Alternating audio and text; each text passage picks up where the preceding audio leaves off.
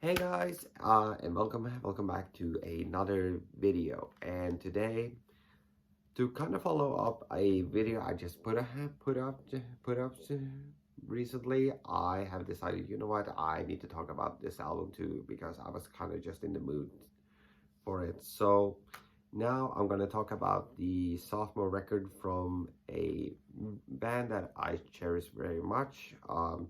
It's an album that was released back in 1976 via the Polydor record label and of course produced by Martin Birch, and that of course is Rising from Rainbow, or in some instances referred to as Rainbow Rising. I'm trying to avoid the glare. Uh, so the only thing I can say about this album is I see a rainbow rising. Yeah, sorry, I have to pun every now and then like everyone else. So in sort of, I'll just put it down so that way you won't be distracted by the glare. So the album was, like I mentioned, was released in 1976. I think it went less than a year between the debut and Rising. And in the midst of in that sort of interim period there, the Mr. Blackmore decided to fire basically every single member of the band and change pretty much everyone with the exception of Mr. Ronnie James Dio.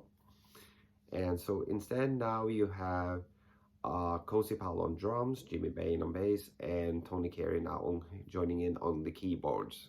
And I think and the thing is that I like the first one, of course, this one here, the debut. In terms of more consistency, I think the songs flows more evenly, and the songs are great. This one has a couple of massive epics on it, so they're pretty much almost like in a dead heated race for me. So I can easily flip flop between those two for me. But when you start the album off with Terror Woman, already right there, I think it really shows how much Rainbow has grown as a band by just changing up the lineup and giving us the classic lineup of the band with that wonderful keyboard intro into Richie Blackmore putting down the riffs, da da da da da da da da da da da, and of course building up with the drums and the bass until Mr. Dio, rest in peace my friend, comes in on the vocal helm and just giving it his all.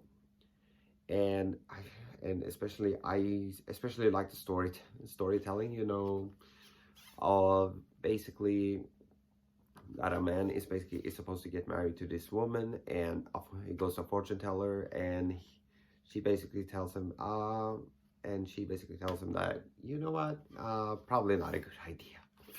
And that's what I really like. And I think it's a really great, energetic song. It really has an epic feel to it. It has the size, the scopes of a very typical fantasy story, but I don't know, I forgot what I was gonna say there. But yeah, anyway, I think it's a great song. It's, like I said, it's epic. It's absolutely monstrous, and somehow just basically a story like that can have such a massive impact is surprising to me. Then of course you go into Run with the Wolf, which is for some people kind of this mid-tempo rocker, aka filler. At least that's what a lot of people will say, but I actually enjoy it. I mean, it's okay, I guess. I mean, some people would consider it filler. I sometimes, you know what, you try something different to try to give people a different feel, and while I don't think the song is been bad per se, I mean, it's kind of like with Genesis's Foxtrot, where you start off it's in such a big way with Watcher of the Skies, and then go into Timetable. It kind of sucks out the momentum somehow, and I don't think the song is necessarily strong enough to succeed something as massive as Terror Woman. I don't think it really holds up to that, but I enjoy it whenever I enjoy it, whenever I listen to it. Sorry. Then of course you got Starstruck. Starstruck, nothing but bad luck. I enjoy it. I mean, once again, it's okay. I don't think much of the song. It's not one of the go-to songs, at least for me, as far as when I want to listen to Rainbow. I mean, would I skip any of the two tracks that I just talked about if I'm listening to the album? Not really. Nah, I wouldn't skip them. But if I want to listen to Rainbow, just a random Rainbow song, I probably skip those two, unfortunately. Sorry. Then of course you got, and then of course you got Close. You can do you close your eyes.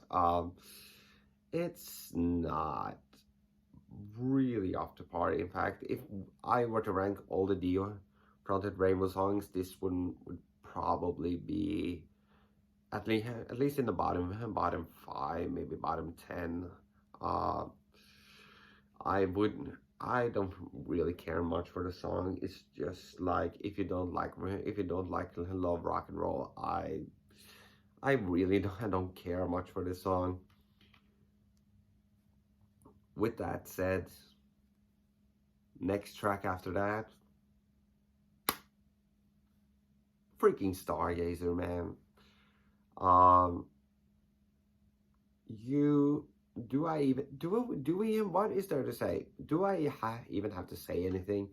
Those of you who have heard the song, you know it's a masterpiece. You know it's a classic. You know it is easily the best Rainbow song ever created. Okay, it has, it is big. It is epic. It has one of the coolest thematic feels of any song I think I've ever heard, and it can basically bring a tear to your eye, and without question, at least in my opinion, it is Dio's greatest vocal performance ever put to record, or ever put to tape.